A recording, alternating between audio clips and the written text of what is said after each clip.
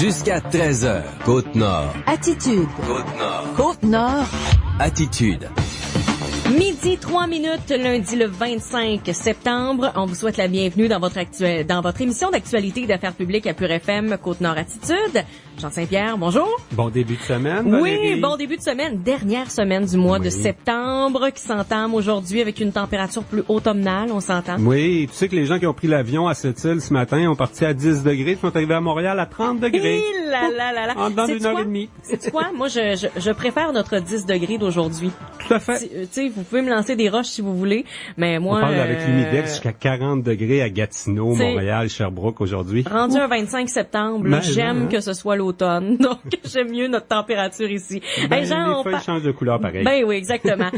Gros lundi, petite semaine, je sais pas si ça va s'appliquer ici, je sais pas si ce dicton-là va fonctionner, mais on a une grosse émission, puis il y a beaucoup d'actualités également aujourd'hui. Oui, on va commencer avec Jean Tremblay, un retour sur les événements de la semaine dernière sur la Côte-Nord. Jean Tremblay, c'est le porte-parole de la Sûreté du Québec pour notre région, également pour le Saguenay-Lac-Saint-Jean. Il est basé à Chicoutimi, Monsieur Tremblay, mais il a passé plusieurs jours à Franklin la semaine dernière. On sait qu'un chasseur a été retrouvé mort finalement après 6 jours de recherche intensive. Ça a incité la Sûreté du Québec à envoyer vendredi une communication là pour rappeler la disponibilité d'une brochure sur le site Internet concernant les excursions en milieu isolé. La prudence est toujours de mise. C'est une brochure qui s'appelle « Orienter votre excursion ». On va en parler, on va faire le bilan des recherches et sauvetages de la semaine dernière dans notre région. On va parler aussi d'une opération en cours sur les routes du Québec, de la Côte-Nord et du Québec, l'opération Distraction. Le cellulaire, ça, on le sait, hein, que c'est illégal, c'est dangereux. Mais même manger, même prendre du café au volant, sauf pour nous de la Côte-Nord où on met une paille dedans, c'est illégal, c'est carrément illégal et c'est dangereux, nous dira le policier porte-parole de la Sûreté du Québec, Jean Tremblay, dans quelques minutes. Ensuite de ça, on parle de l'entente culturelle. Oui, tout à fait. C'est la semaine dernière que ça a été signé, cette 4e entente culturelle entre la ville de Sept-Îles, Aluminerie Alouette, le ministère de la Culture aussi. Donc, on renouvelle cette entente-là qui a permis à plusieurs projets culturels de voir le jour ou de continuer, ou en tout cas, il y a bien des projets qui sont ressortis de cette entente-là. Puis ça va être le fun de faire le bilan, justement, de tout ça avec la conseillère à la ville de Sept-Îles, Lorraine Dubuc-Johnson, avec l'agente culturelle aussi, Pascal Malenfant, et qu'est-ce qu'on va faire avec cet argent-là aussi, parce que là, l'entente, elle est signée jusqu'en 2020. Donc, on a des projets probablement sur la table, donc on pourra faire le tour de tout ça. Il y aura des appels de projets, en tout cas pour les artistes et les organismes culturels de la région. Madame Dubuc-Johnson est associée à l'entente culturelle. Elle en est la mère, presque. Elle est là depuis le début. Tu sais qu'on a une travailleuse de proximité à cette île qui donne des services, qui aide nos aînés qui peuvent parfois avoir des difficultés ou plein de questions. Une belle activité qui s'en vient pour les aînés, hein. Le 1er octobre, c'est la Journée internationale des aînés. C'est la Journée nationale des personnes âgées au Canada également. Donc, une grande célébration s'organise à Ouachat avec les gens des deux communautés, de Sept-Îles et Ouachat. Patricia Desbiens, travailleuse de proximité pour les aînés à Sept-Îles, sera avec nous à 12h40 pour nous en parler. En fin d'émission, on a la chronique La Nouvelle d'intérêt. Steve Chappado sera avec nous pour un sujet encore bien d'actualité. On parle de cette étude-là concernant un 3e lien ferroviaire entre Sept-Îles et la fosse du Labrador. La Société du Plan Nord a rendu les résultats publics jeudi. Ça coûterait très cher. On n'a pas les moyens, on n'en a pas besoin non plus à court terme. Mais Steve Chappado va nous analyser et commenter tout ça. Il est bien sûr le directeur de la Caisse d'économie des Jardins des Mines, Métaux et Secteurs publics ici à Sept-Îles. Ça, c'est la nouvelle d'intérêt en fin d'émission. Et bien sûr, avant cette série d'entrevues, on a un bulletin d'actualité. Actualité Pure FM. En mentionnant d'abord que le célèbre agent de la FTQ Construction de la Côte-Nord, Bernard Rambaud-Gauthier, abandonne le groupe identitaire La Meute. Il a publié sur son site Facebook que le groupe manque de sérieux et que c'est fini La Meute pour lui. Le Sétilien est porte-parole du Parti citoyen au pouvoir. Nous avait annoncé en août qu'il était membre de La Meute, ce groupe qui a pris naissance dans la région de Québec, réunit des gens inquiets face à la montée de l'islamisme radical. En En année sabbatique de la politique, Bernard Gauthier a exprimé beaucoup de découragement face à la politique québécoise par le passé.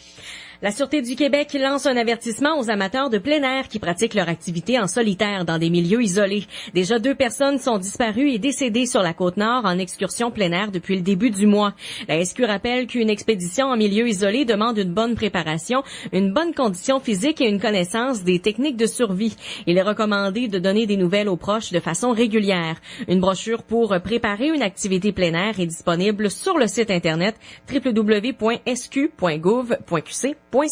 La députée de la Côte-Nord, Marilyn Gill, propose une modification à la loi fédérale sur les arrangements avec les créanciers pour éviter d'autres situations désastreuses comme celle vécue par les retraités de Cliff Minwabush. Il s'agit d'un de ces dossiers prioritaires pour la rentrée parlementaire. Elle continuera de talonner le gouvernement Trudeau concernant l'assurance-emploi qui laisse des travailleurs saisonniers de la région dans un trou noir avant la reprise du travail au printemps. La députée du Bloc québécois croit que les libéraux continuent, comme les gouvernements précédents, de favoriser les provinces maritimes au détriment de la Basse-Côte-Nord dans la gestion des pêches. Le financement fédéral pour le prolongement de la route 138 et la construction d'un pont sur le Saguenay, ainsi que la couverture cellulaire partout sur la Côte-Nord, s'inscrivent aussi sur la liste des priorités de la députée Marilyn Gill. Plusieurs membres du conseil municipal de Sept-Îles solliciteront un autre mandat aux élections du 5 novembre. Le conseiller du district de Lens, Jean Masse, a déposé son bulletin de candidature vendredi. Conseiller depuis 2006, il rappelle ses réalisations au niveau social, économique et environnemental, ses engagements pour l'embellissement et l'amélioration de la qualité de vie. Jean Masse s'engage à continuer à défendre les gens du secteur de Lens et les dossiers majeurs qui touchent l'ensemble de la population de Sept-Îles. Charlotte Audette dans le district Jacques-Cartier et Louisette Doiron-Cateau à Moisy-les-Plages sollicite aussi une réélection. D'autres conseillers annonceront leurs intentions ce soir à la dernière séance publique avant l'élection. Une quarantaine de spécialistes d'Indonésie et d'Australie ont participé à une semaine de formation avancée sur les anodes à l'aluminerie Alouette de Sept-Îles jusqu'à vendredi. Le vice-président des opérations et de la gestion à l'aluminerie de Pointe-Noire, Jules Côté, se dit qu'on est privilégié qu'une organisation d'envergure internationale de Mineral Metal Materials Society choisisse Sept-Îles pour une telle activité. Plusieurs employés de l'aluminerie ont participé. Cet événement qui coïncidait avec le 25e anniversaire d'opération d'Aluminerie Alouette s'est avéré une occasion remarquable pour le rayonnement tant de l'entreprise que de la région de Sept-Îles à l'échelle internationale, selon Jules Côté. La marche de l'espoir organisée par des femmes Innu d'Ouachat-Mac-Magnoténam vendredi a regroupé une 60aine de personnes. 4 aînés de la communauté ont initié cette activité qui a commencé sur le site du festival Innu Nikamu et de l'ancien pensionnat de Magnoténam. Les organisatrices proposent aux Innu de tourner la page sur un passé parfois douloureux pour laisser place à la guérison et l'espoir pour les jeunes générations. Et puis la dernière rencontre préparatoire au sommet sur le transport aérien régional a eu lieu vendredi à Gros-Mécatina, en Basse-Côte-Nord. Une douzaine de personnes étaient réunies pour discuter des enjeux locaux. Le député libéral Serge Simard, vice-président de cette enquête, cette tournée, a écouté les maires et les citoyens de la Basse-Côte concernant le prix des billets d'avion, la qualité de la desserte aérienne et les infrastructures aéroportuaires. Une rencontre du même genre a eu lieu à Sept-Îles pour toute la Côte-Nord en juin dernier. Le sommet sur le transport aérien régional au Québec se tiendra le 2 février 2018 au Centre des congrès de Lévis. Voilà, ça complète. 12h, on fait une courte pause. Ensuite, on reçoit le porte-parole de la Sûreté du Québec, Jean Tremblay. Attitude. Les douces soirées Pure FM. Allô, c'est Valérie. Quoi de mieux pour terminer la journée que de se détendre avec les meilleures ballades? Pourquoi je souris quand tu ris? Je t'oublierai, je t'oublierai, je t'oublierai, je t'oublierai, je t'oublierai. Ce sera nous dès demain. On fait l'avenir. C'est un rendez-vous du lundi au jeudi de 19h à 21h dans les douces soirées Pure FM. FM. Pure FM. 94.1. Dans une volonté d'être toujours plus près de sa clientèle, Attraction Radio est fière d'accueillir une toute nouvelle représentante commerciale pour le secteur Port-Cartier, Pentecôte, Pointe-aux-Anglais et Baie-Trinité. Danielle Forget, impliquée dans le milieu des affaires pendant de nombreuses années et toujours à l'affût des nouvelles tendances en matière de promotion, saura vous guider vers la campagne qui fera rayonner vos produits et services.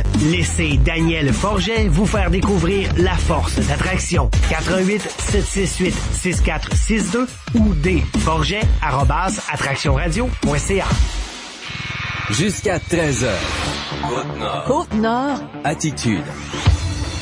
Deux événements en milieu isolé sont survenus sur la Côte-Nord la semaine dernière, au cours des derniers jours, en fait. Et ça fait quand même beaucoup réfléchir. La Sûreté du Québec l'a fait. D'ailleurs, le service de communication d'Abitibi, Saguenay-Lac-Saint-Jean et Côte-Nord ont émis une série de recommandations concernant les excursions de personnes seules en milieu isolé. On en parle avec l'agent Jean Tremblay de la Sûreté du Québec. Bonjour, Jean. Bonjour à vous. Tu as d'ailleurs passé quelques jours dans le coin de Franklin la semaine dernière là, pour la disparition de Monsieur Gendron qui a été retrouvé mort malheureusement. Ça a été quand même très intense comme recherche et sauvetage, tentative de sauvetage. Oui, effectivement, c'est un dossier qui est une disparition là, qui était inexpliquée. D'ailleurs, il est encore inexplicable là, parce que Monsieur Gendron connaissait son secteur de chasse. Donc, il y a des petites choses à vérifier, mais oui, effectivement, là, on a été quand même depuis samedi passé, donc on a été 6 jours là à travailler sur ce dossier-là. Malheureusement, comme vous le dites, le monsieur est décédé, mais ça fait prendre conscience là, qu'il y a des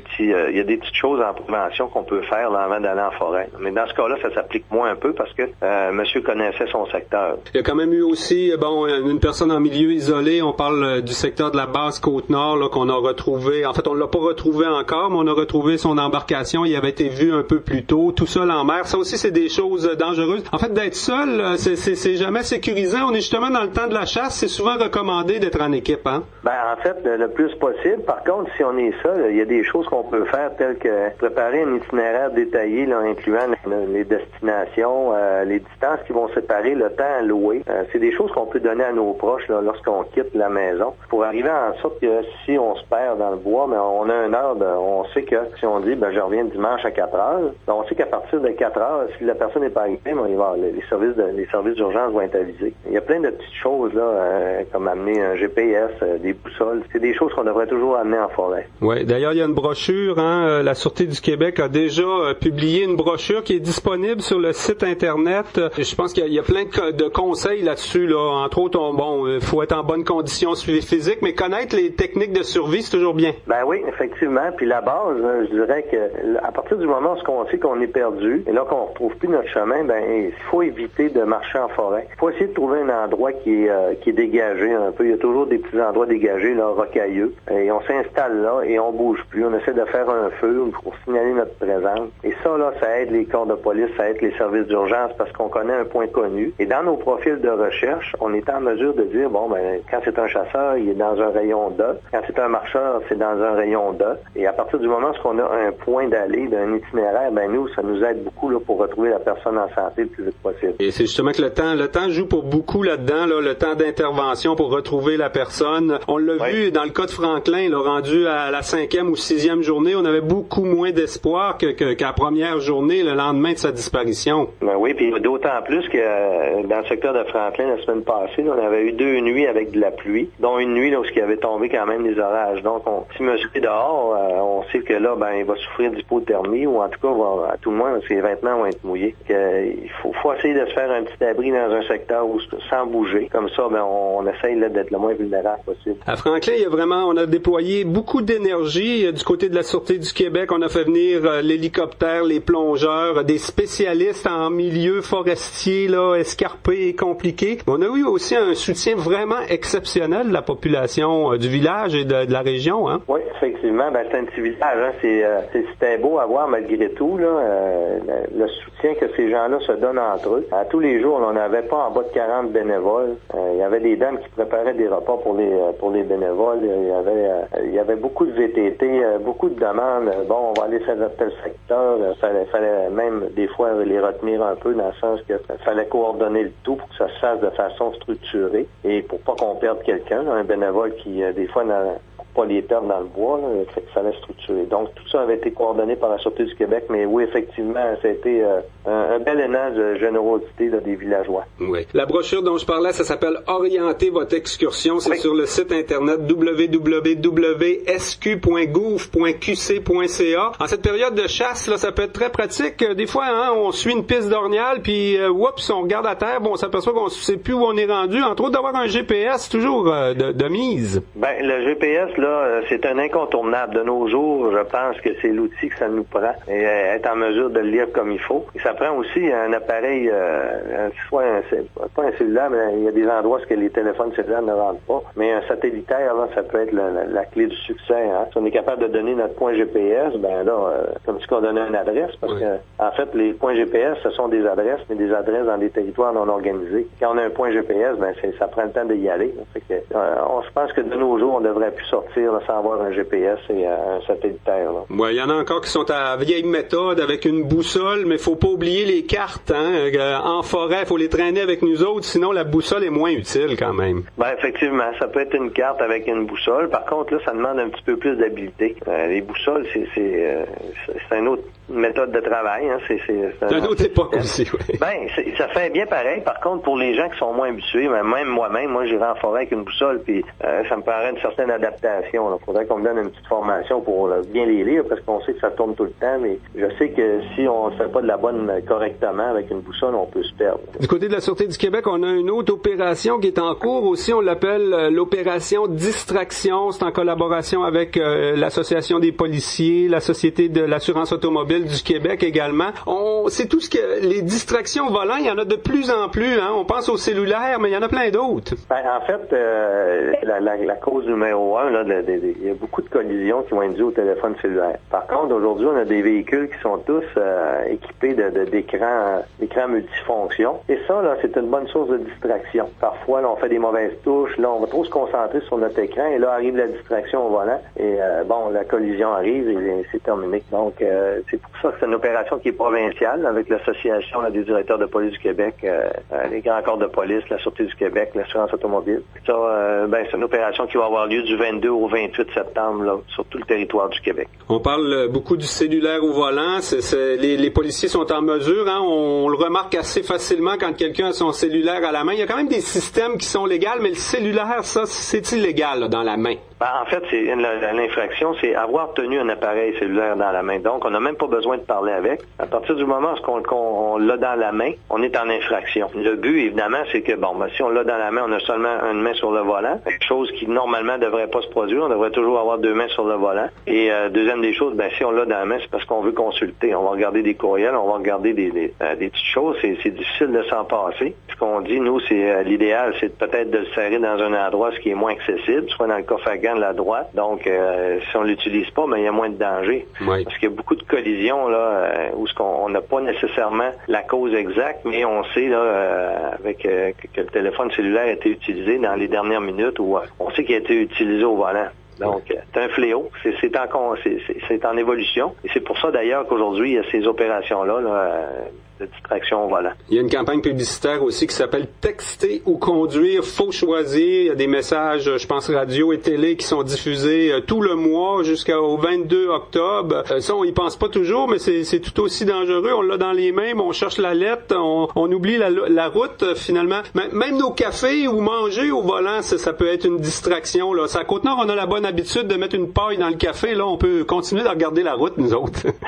Ben oui, effectivement, je suis allé la semaine passée et encore, on m'offrait une paille tout le temps avec le café. Mais on sait que techniquement, on devrait même pas boire et manger au volant. Ça aussi, c'est des infractions qui sont dans le code de la sécurité routière. Donc, il faut être très prudent lorsqu'on conduit. Normalement, on devrait avoir toute notre attention sur la conduite automobile. Parce qu'on sait que, surtout en milieu urbain, là, la moindre inattention, ça peut causer une collision, un freinage rapide d'une personne à l'avant. Et là, si on a l'œil ailleurs, soit sur la nourriture ou soit le cellulaire, là, on est fait. Dans le fond, c'est la collision qui se produit. Tu as vu, en venant sur la côte la semaine dernière, il y a beaucoup de zones de travaux. On en a beaucoup entre Sept-Îles et Bécomo aussi, des zones de travaux. Ça, il y a toujours un comportement à avoir aussi, hein, comme automobiliste, là, de respecter la signalisation temporaire, entre autres.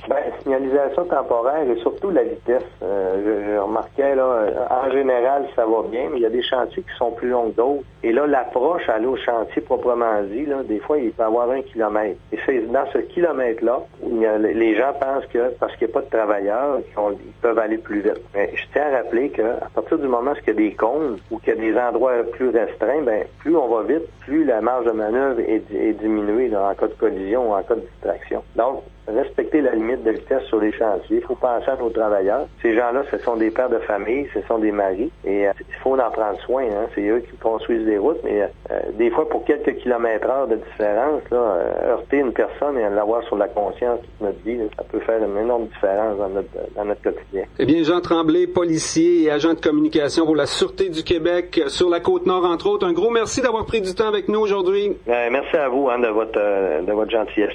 Jusqu'à 13h. Côte-Nord. Côte-Nord. Attitude. Pure FM. 94. Métallurgie Brasco Entretien Incorporé est à la recherche de briqueteurs maçons. Nous avons également plusieurs postes de journaliers à combler. Un salaire des plus compétitifs ainsi qu'un programme complet d'avantages sociaux sont offerts. Envoyez votre curriculum vitae à Lynn Saint-Laurent au lyne.st-laurent@métallurgiebrasco.com. Personne n'aime attendre. On nous dit de « Gardez la ligne, un instant, s'il vous plaît. Je suis à vous dans 1 minute. » Imaginez ne pas avoir à attendre. Par ici, monsieur. Ah, merci beaucoup. Prenez rendez-vous avec un expert en pneus Ford pour faire installer vos pneus d'hiver avant que le temps froid n'arrive. Comme ça, vous n'aurez pas à attendre derrière tous ces gens qui attendent pour faire installer leurs pneus d'hiver. Alors, qu'est-ce que vous attendez? Déjouez l'hiver. Appelez votre détaillant Ford pour prendre rendez-vous ou visitez serviceford.ca. On vous attend. Wow! As-tu vu, chérie? Mes parents ont changé leur porte de garage. Ils ont bien choisi. C'est une gare à gare. Ils ont vraiment trouvé le style traditionnel qu'il leur fallait pour rehausser la beauté de leur maison. C'est vraiment parfait. Est-ce que j'ai dit wow? Oui, et je confirme. Wow! Contactez les experts de Vitrerie Nord-Cristal 968 87 96 968 8796. Besoin d'une mise ou d'une remise en forme? C'est le temps ou jamais de venir vous inscrire à la session de spinning qui débute ce lundi 25 septembre à votre gym Profil 2000. Votre gym Profil 2000 est maintenant sur un étage avec une toute nouvelle restructuration pour mieux vous satisfaire. Et oui, seulement un étage avec full d'équipement pour une mise ou remise en forme au 25 rue Napoléon, 88 968 2004. Le gym Profil 2000, c'est ton gym. La boutique Coupe-Poil de Port-Cartier fête déjà son 4e anniversaire et elle vous invite à venir rencontrer une spécialiste en nutrition animale de la compagnie From ce mardi 26 septembre de 10h à 17h. Celle-ci se fera un plaisir de répondre à toutes vos questions et vous offre des rabais sur tout achat de produits From pour chien ou chat. En cette occasion, la boutique Coupe-Poil offre l'équivalent des taxes sur tout achat d'accessoires en magasin au 10 des Pins à Port-Cartier. Côte-Nord. Attitude. Midi 26, on parle culture, Jean, en ce lundi. Non, on parle de politique. On reçoit une conseillère municipale, une agente culturelle aussi. C'est ça. Vrai. Mettons qu'on va dire qu'on parle, c'est la culture qui rencontre la politique pour les prochaines minutes. En fait, on parle de cette entente culturelle qui a été signée la semaine dernière. C'est un renouvellement de l'entente culturelle. Ce sera le 4e mandat, si on peut dire ça comme ça. Et pour en parler, on reçoit la conseillère à la ville de Sept-Îles, Madame Lorraine Dubuc-Johnson. Bonjour. Bonjour. Et également l'agente culturelle à la ville de Sept-Îles, Pascal Malenfant. Bonjour. Bon midi. Une entente culturelle comme ça, ça a été signé la semaine dernière. Il y a un petit peu d'économie là-dedans aussi parce qu'Aluminerie Alouette, qui est notre gros joueur économique à Sept-Îles, est là-dedans. Tout à fait. Le partenaire qui est initié, qui a permis que ça vienne au monde, cette entente-là. Aluminerie Alouette qui est là aussi, c'est un 140 000 en fait de la ville, 60 000 d'Aluminerie Alouette, 200 000 du gouvernement du Québec. Ça fait un bon petit montant, ça, à répartir finalement dans la communauté. Ça fait un très beau montant et c'est intéressant. Mais si je vous ramène au symposium de sculpture que nous avons fait l'année dernière, ça a pris un bon petit montant aussi, ça. Alors, on est capable, dans l'entente elle-même, de donner de plus gros montants. Bien sûr, il faut s'y qualifier. Et on est capable, avec le fonds culturel, d'aller jusqu'à 5 000 $, bien sûr, si on s'y prête correctement. Alors, ça n'en prend plus. On est parti de 270 000 lors de la toute première entente, puis on est à 430 maintenant. Alors, c'est impressionnant, mais le coût de la vie augmente là aussi. Oui, tout à fait. Là, c'est la 4e entente qu'on a signée la semaine dernière. Si on fait un petit historique, de où part ce besoin-là d'avoir créé cette entente culturelle? Bien, Madame m'a fait des gros yeux oui. quand j'ai parlé d'Alouette comme instigateur. C'est vraiment plus la ville qui est l'instigateur, mais un partenaire privé, c'est très rare. C'était très rare, ça vous avez raison. C'était la première entente culturelle au Québec qui s'est faite avec un partenaire privé. Alors, moi, j'avais entendu parler que ça se faisait des ententes culturelles sans partenaire privé par Michel Bissonnette, qui est maintenant comment on appelle ça, le sous-ministre en culture, qui était directeur régional à Bécomo dans le temps, puis qui me dit, ça vous tenterait pas d'aller voir la luminerie Alouette? Et c'est lui qui m'a donné la piqûre, et donc je suis allée. Ben finalement, qu'est-ce qui fait qu'on avait besoin de tout ça? C'est justement pour des produits, des projets intéressants de plusieurs personnes, plus petites, et la ville ne peut pas, à cause de son fonctionnement et des lois, ne peut pas donner d'argent à une personne. Valérie Dionne, moi, je ne peux pas vous donner d'argent. Et n'importe quelle autre personne en culture. Mais, avec Aluminerie Alouette, on peut très bien, on ne détourne pas la loi. Et elle nous sert. Alors, c'est comme ça qu'on en est venu à cette demande-là, de demander à Alouette, qui ont bien voulu. Puis, ils sont encore partenaires. 4 mandats, comme vous avez dit plus tard, c'est vraiment beau. Je suis très, très reconnaissante. Ils apprécient d'ailleurs. On voyait Claude Boulanger, le PDG, le président et directeur des opérations chez Alouette qui était là lors de la signature jeudi. Et puis, on voit qu'on déplace les gens importants chez Alouette pour une signature comme ça parce qu'on y croit, puis qu'on veut continuer. Ben, tout à fait. Alouette, oui. Madame Dubuc-Johnson aussi, vous en parlez avec beaucoup de passion, je trouve, de cette entente culturelle-là. Pour vous, la culture, c'est hyper important dans une communauté? C'est important. C'est absolument important, puis c'est pas d'investir de l'argent pour investir de l'argent. Ça donne quelque chose. Il faut le voir. Quand on accueille des jeunes, puis Pascal pourrait vous en parler encore plus que moi de cette portion-là. Là. Quand on accueille des plus jeunes qui viennent nous présenter des projets, qui pensent que ça marchera jamais, puis je serai jamais capable. Puis qu'elle est capable de les convaincre, ben regarde, on pourrait tricoter ça comme ça, puis on pourrait faire ça comme ça, puis on peut te donner tant d'argent, selon. C'est vraiment intéressant. On parlait de la liste avant d'entrer en nombre. Là. Les jeunes qu'on aide maintenant, ben ça les a stimulés à demeurer, puis ça va encourager d'autres encore plus jeunes à. Cette année, on s'occupe de jeunes dans les garderies. Pour pas garderie, comment t'appelles? Oui, les CPE, excuse. Et ça, ça me fait plaisir parce que c'est ceux qui vont fréquenter la culture plus tard. Je pense qu'on pourrait faire peut-être un petit bilan depuis le début de cette entente-là, des exemples d'organisations, de projets qui ont peut-être commencé grâce à cette entente-là. Ben, on le disait tout à l'heure, avant d'entrer en ondes, en fait, il y a plusieurs organisations, avant d'être subventionnables, avant de pouvoir faire une demande, que ce serait à la SODEC ou à Patrimoine canadien ou peu importe, faut que tu aies des années d'existence. Faut que tu prouves que tu as un événement qui tient la route et qui va fonctionner pour faire ces demandes-là. Donc, l'entente de développement culturel, surtout via le Fonds de développement culturel, sert à ça. L'entente de développement culturel est là depuis le tout début avec le Festival des Hivernants, qui a déjà 2 hivers, là, deux éditions de passé. Cette-ci en mots, même chose. Le festival, l'entente de développement culturel est là. On connaît d'autres, il y a plein d'autres événements, là, mais qui ont été servis, mais c'est 2 bons exemples. La grippe, on en a parlé, là, la Ligue d'improvisation pour les jeunes, c'est aussi un bon exemple d'organisation qui est soutenue par l'entente de développement culturel. Il y a des projets qui sont plus artistiques aussi, des projets d'un artiste, je pense au mural de Camille Côté-Deschênes, qui embellissent, qui restent dans notre ville. On disait, ça rapporte, c'est pas de l'investissement pour de l'investissement, mais c'est de l'investissement qui sert à la qualité de vie de nos gens à cette île. Et là, ce qu'on comprend, c'est que ben là, l'entente elle a été renouvelée, donc il y a une nouvelle enveloppe. Les gens sont invités à vous soumettre des projets, probablement. Oui, ben il y aura des appels de fonds un peu plus tard parce que l'entente qu'on vient de signer présentement, elle entre en opération en 2018. OK.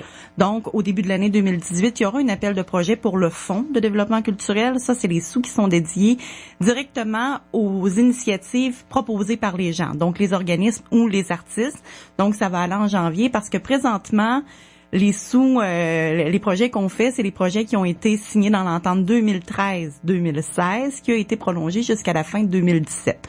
On est vraiment là dans cette entente-là, mais il y aura là, dès janvier des nouveaux appels de projets. Oui, des fois, il faut se faire l'avocat du diable dans notre émission du midi. Vas-y. Je vais le faire. Là. Il y a toujours des gens qui critiquent quand on utilise des fonds publics pour les arts, la culture.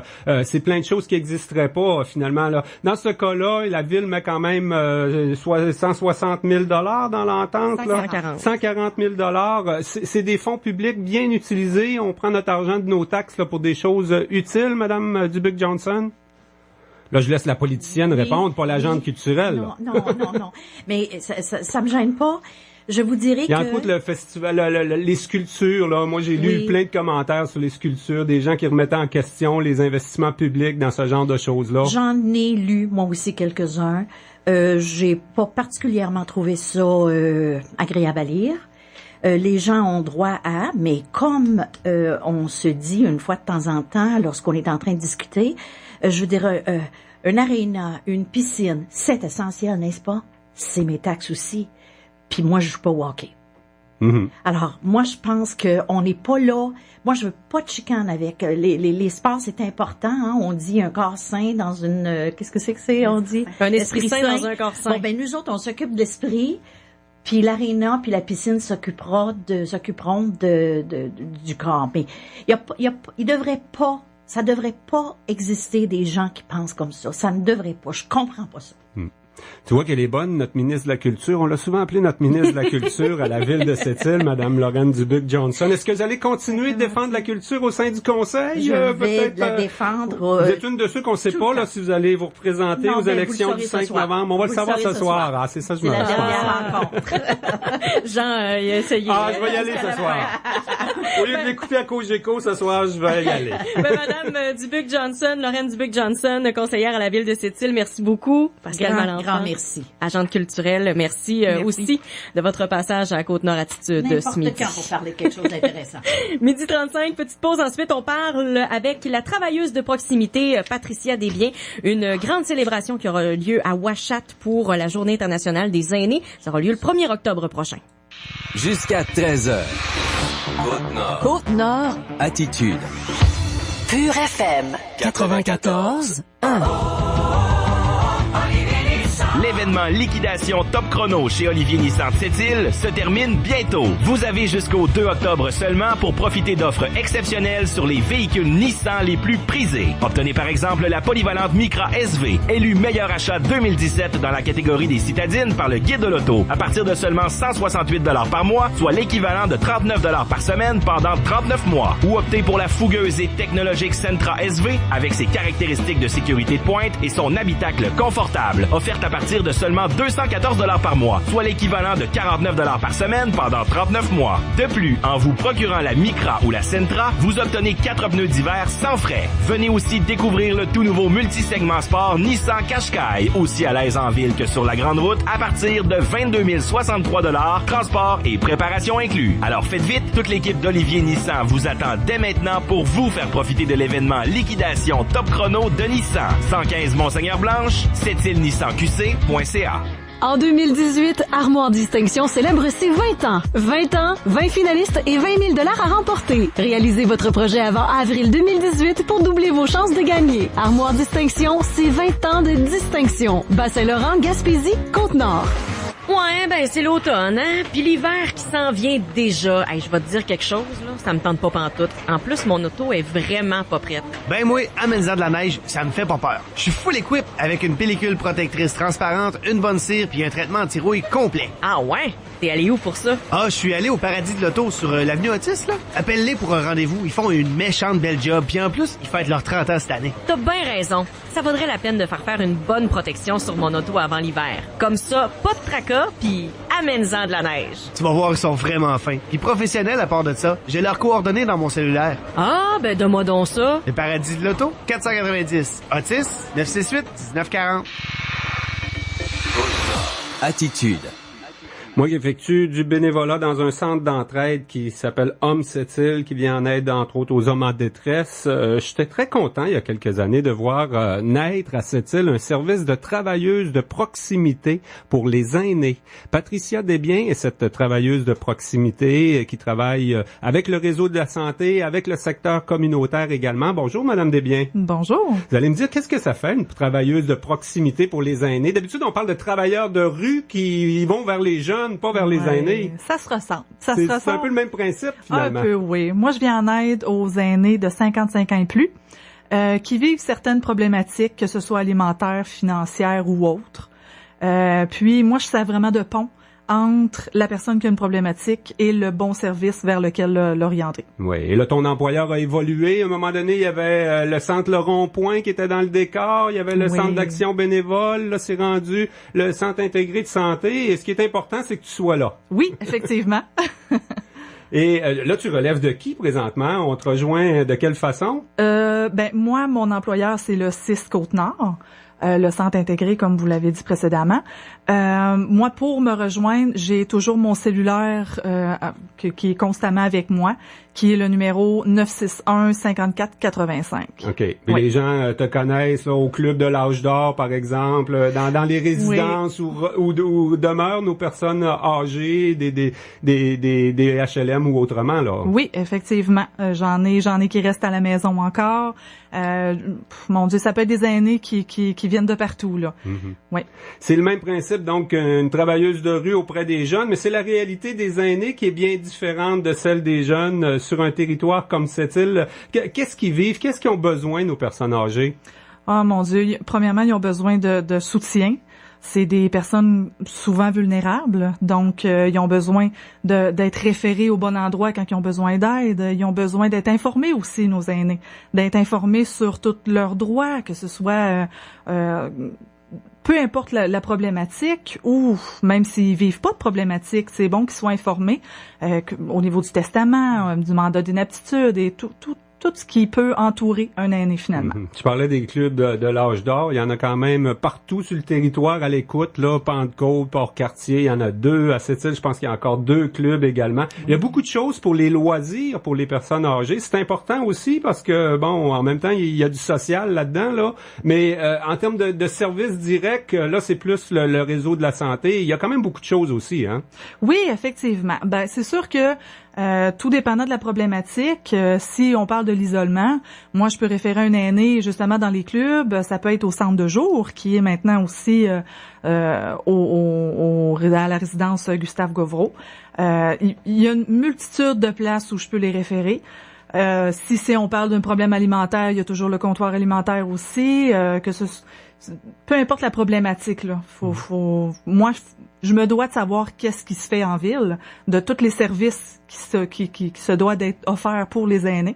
Donc, c'est ça qui me permet de mieux les référer. Oui, il y a des bénévoles aussi qui travaillent, entre autres, au centre Gustave Govreau, des auxiliaires bénévoles. Mm-hmm. Par contre, c'est la famille. Souvent, ces gens-là s'ennuient de leurs proches, de leur famille. Quand on est en région, des fois, les enfants sont pas toujours dans la même ville non plus. Hein? C'est ça leur réalité, souvent. Oui, c'est la réalité de beaucoup d'aînés. Maintenant, autant les femmes que les hommes ont tous des métiers, ils ont tous leur vie, une vie bien occupée, bien remplie. Donc, c'est pour ça que les aînés, souvent, s'ennuient. Et je suis là pour les sortir de leur isolement, pour leur trouver un endroit pour pouvoir socialiser. Est-ce que tu es la seule à faire ça sur le territoire de Sept-Îles? Oui, je suis la seule. Est-ce que tu fournis à la demande ou c'est ça, tu sais, parce que là, est-ce que les besoins sont grands? Les besoins sont énormes.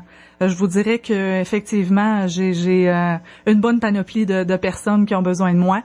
C'est pour ça que je me dois vraiment de savoir tout ce qui se fait en ville pour être capable de référer le plus rapidement possible pour aider le plus de monde possible. Est-ce que tu as des modèles quand même d'intervention et tout ça? Parce que, je sais pas, ça existe-tu ailleurs, ça, des travailleuses de proximité pour les aînés? Il me semble que c'est assez rare au Québec. Au fait, au Québec, on est 120.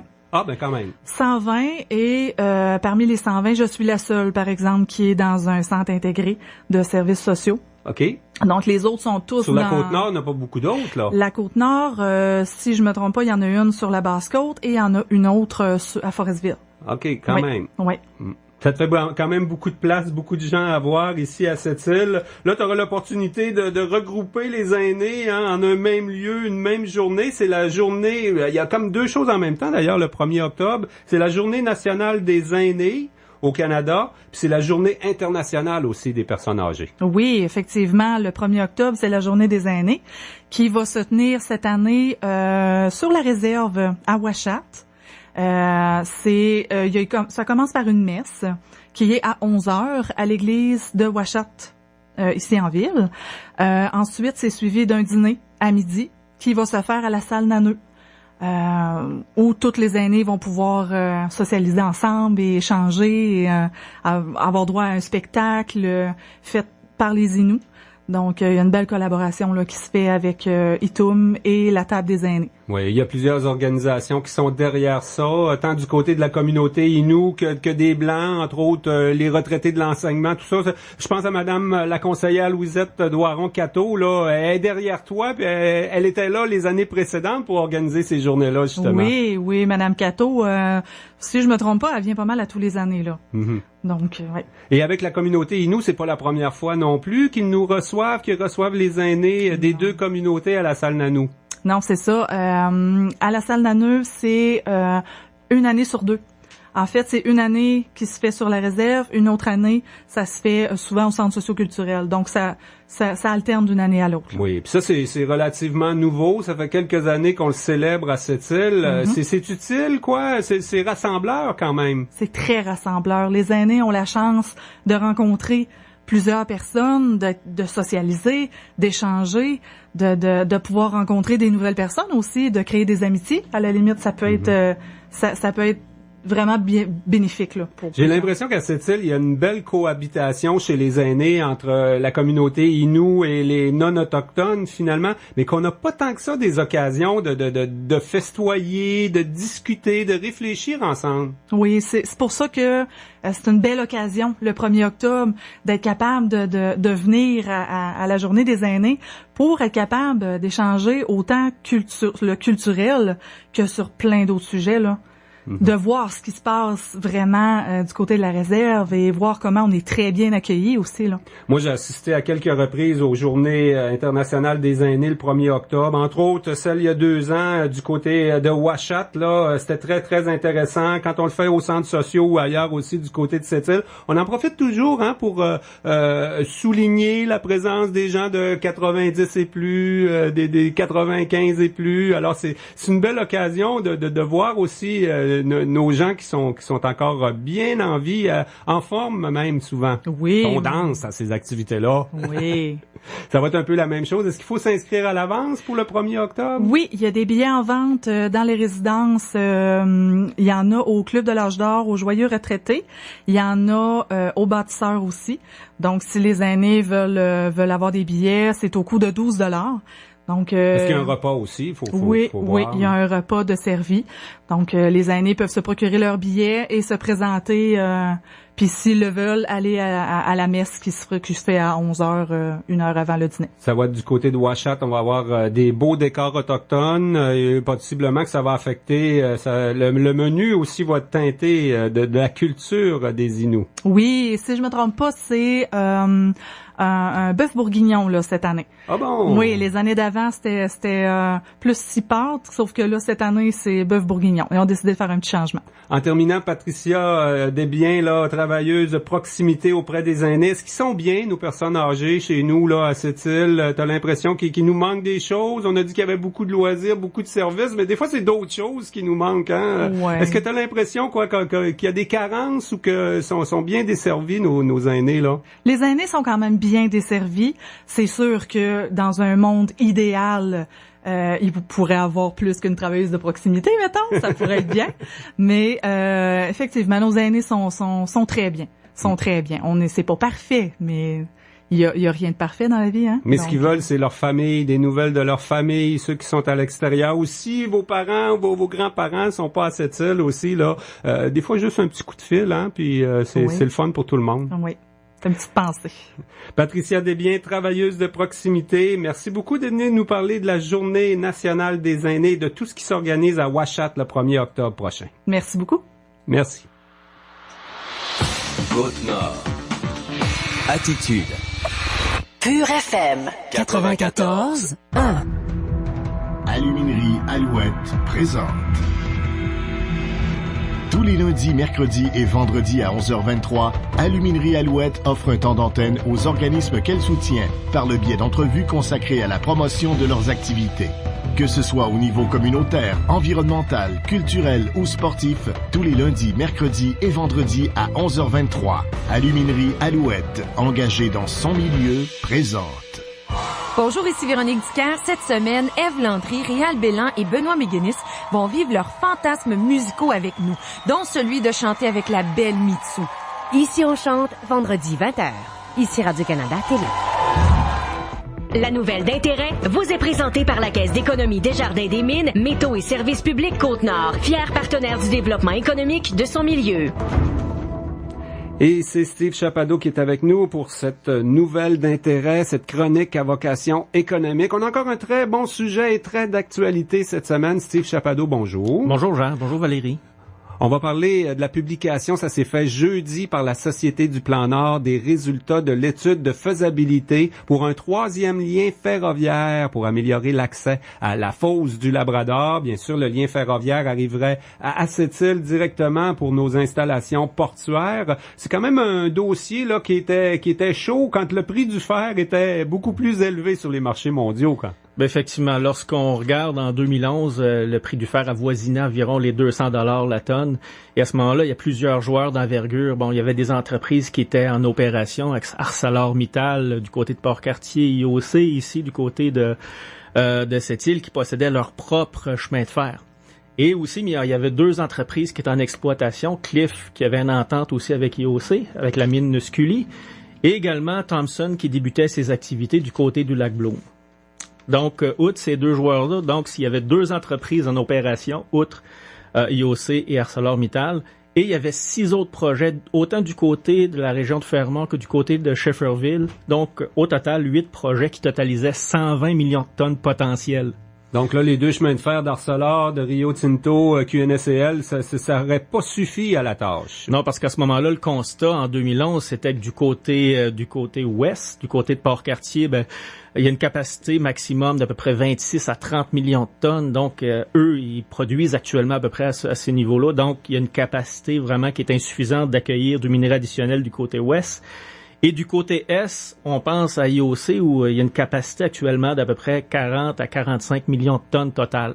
Alors qu'IOC en utilise pour ses propres besoins à peu près une vingtaine de millions. Donc, on voit qu'il y a une capacité seulement excédentaire du côté Est pour un 20 millions de tonnes additionnelles. Oui. Donc, de voir ce constant-là, si jamais qu'il y a des projets se réalisent pour 120 millions de tonnes et qu'on a juste une capacité finalement du côté Est à 20 millions, donc, il faut absolument faire une étude pour justement voir la faisabilité de faire un lien entre les deux directement le long de la rivière Sainte-Marguerite jusqu'à Pointe-Noire à partir de Fire Lake.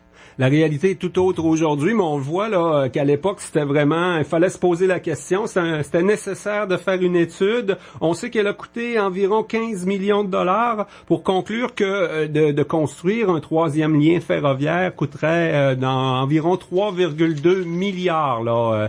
C'était utile quand même de faire cette étude-là, hein? Ça nous donne plein d'informations qui peuvent servir dans l'avenir. Ben oui, parce que c'est que Champion, avant qu'on les connaisse mieux pour l'achat du lac Bloom, il y avait un projet à Fire Lake qui mijotait depuis 2011 et même auparavant.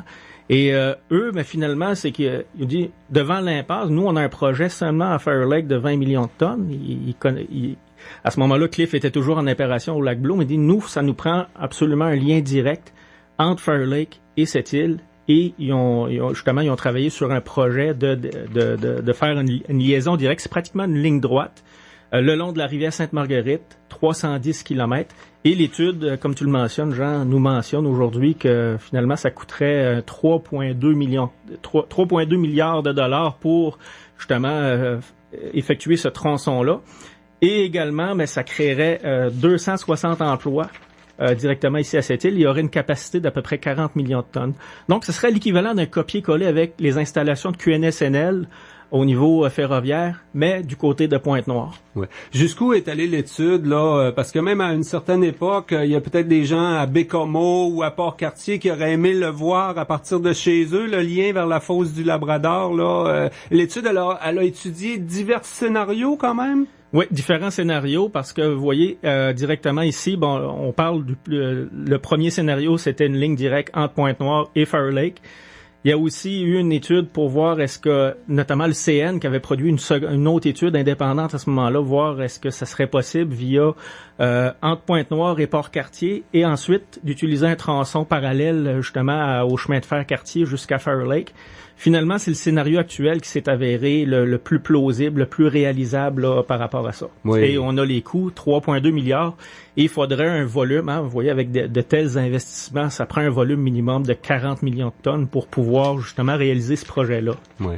On peut présumer que dans les années 50, là, quand on a construit le fameux chemin de fer jusqu'à Schefferville, Labrador City, du côté de la compagnie qui était américaine à l'époque, IOC, ça n'a pas coûté ce prix-là. Pourquoi 3,2 milliards? C'est quand même beaucoup d'argent, là. Il faut dire qu'il y a du kilomètre, là, entre la fosse puis la fosse du Labrador puis cette île, là. Bon, on pense déjà le premier tronçon, le long de la rivière Sainte-Marguerite. On peut penser qu'avec les normes environnementales actuelles, est-ce que c'est un terrain qui est accidenté? Mais quand on regarde justement l'étude dans son ensemble, on voit qu'il y a des études sérieuses qui ont été élaborées par rapport au coût, là, justement, le fait de faire des lignes, là, justement, le long de ces cours d'eau-là. Et justement aussi, c'est un terrain qui est passablement accidenté. Donc, à 3,2 milliards, c'est une estimation. Mais on peut penser que dans le contexte actuel, c'est le meilleur scénario possible. Ouais. Dans son communiqué, le ministre Pierre Arcan, jeudi, le président de la Société du Plan Nord, là, annonce que c'est quand même un rapport durable, que tout ce qui a été fait là va être utile. Par contre, actuellement, la situation actuelle ne justifie pas là, qu'on lance un chantier pour un troisième lien ferroviaire, mais on a encore une marge de manœuvre, finalement, pour des nouveaux projets dans le Nord. Ben, effectivement, parce que un petit peu le côté caché de cette étude-là, c'est qu'il y a un lien additionnel. Au-delà de faire Fire Lake cette île, il y a un lien additionnel qui a été étudié, c'est de faire Fire Lake Lac Bloom pour un 60 km additionnel qui permettrait éventuellement de faire une boucle complète entre cette île, Fire Lake, Lac Bloom, Labrador City, on revient par le sud, par le chemin d'IOC et par Jonction Arnaud. Donc tout ça, ça nous donne un potentiel, ça serait réalisable avec un potentiel de 40 millions. Puis comment est-ce qu'on pourrait le faire dans le contexte actuel? Bon, le Lac Bloom, on parle d'une phase 1 à 7 millions de tonnes. Il planchait sur une deuxième phase pour un 7 millions de tonnes additionnel. Et quelques mois en 2014, avant que Cliff faisait faillite, il penchait même sur une phase 3 pour pouvoir emmener le projet Lac Bloom à une vingtaine de millions de tonnes par année, soit pratiquement aussi gros que Mont-Wright.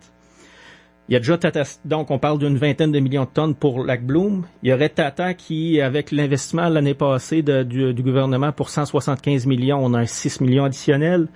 Il y a toujours le projet Fire Lake de Champion Iron Mines, qui est une autre filiale, qui serait dans les cartons pour une vingtaine de millions de tonnes. À partir de ce moment-là, faudrait que l'ensemble de ces projets-là se réalisent. Il y a Wabush 3 avec Rio Tinto qui va démarrer. Il y a l'ancienne mine Scully qui a été repris également par une nouvelle société du Minnesota, je pense. Il y a quand même encore pas mal de fer dans le Labrador. Ben exactement, à moins qu'un des deux gros joueurs, qu'on parle d'ArcelorMittal ou IOC, qu'eux verraient peut-être un intérêt à avoir un troisième lien, eux aussi, pour se donner de la flexibilité de part et d'autre. On peut penser qu'il y aura peut-être au cours des prochaines années des négociations avec ces grands joueurs-là pour pouvoir utiliser. Pourquoi? C'est que autant le port, au niveau de Port-Cartier, sont limités dans les expéditions actuelles, que du côté d'IOC, au niveau, ce que l'étude nous dénonce, c'est la capacité portuaire d'IOC. Leur permet actuellement d'expédier 24 millions de tonnes par année et d'en accueillir un peu plus. Mais pour recevoir un 20 à 40 millions de tonnes additionnelles, il faut que ça passe obligatoirement par la Pointe-Noire. Puis là, aujourd'hui, on voit toute la logique. Pourquoi est-ce qu'on a un quai multi-usagé en date d'aujourd'hui?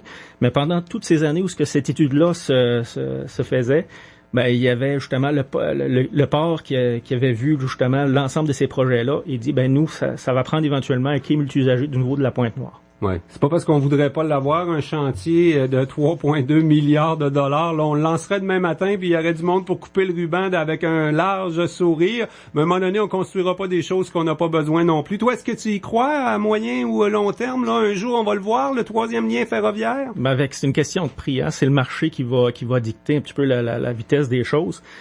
On faisait la liste tantôt parce que on part déjà Bloom avec une phase 1, ça peut éventuellement monter jusqu'à une phase 3.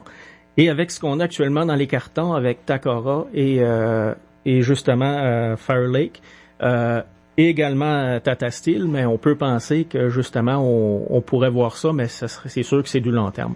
Oui, ben c'est ça, c'est à suivre quand même là. C'est sûr que tout dépend du prix du fer. Hein. Ce matin, il est à 70,50 $. Il a déjà été à près de 200 $ comme tu l'as mentionné. C'est quoi les perspectives là pour l'avenir 2018? Le prix du fer devrait rester à peu près dans ces eaux-là. Là. Oui, je lisais une étude justement qui a été réalisée l'année dernière et justement qui prévoyait un minerai aux environs de 60 $ la tonne, mais ils ont revu justement cet automne dernièrement justement leur prévision. On parle beaucoup plus d'un prix de la tonne aux environs de 70 à 80 $ la tonne. Mais on peut espérer que le projet de Champion, particulièrement pour la réouverture du lac Bloom, là, qui a une bonne structure financière, on en a parlé déjà à quelques reprises à cette chronique là, ça va être maintenu puis ça devrait démarrer en 2018. C'est déjà un gros plus pour la Côte-Nord. Oui, Jean, mes espions me disent qu'on est peut-être pas si loin d'une annonce là, pour d'habitude, il y a des bons espions, ce gars-là. On va se fier à ça.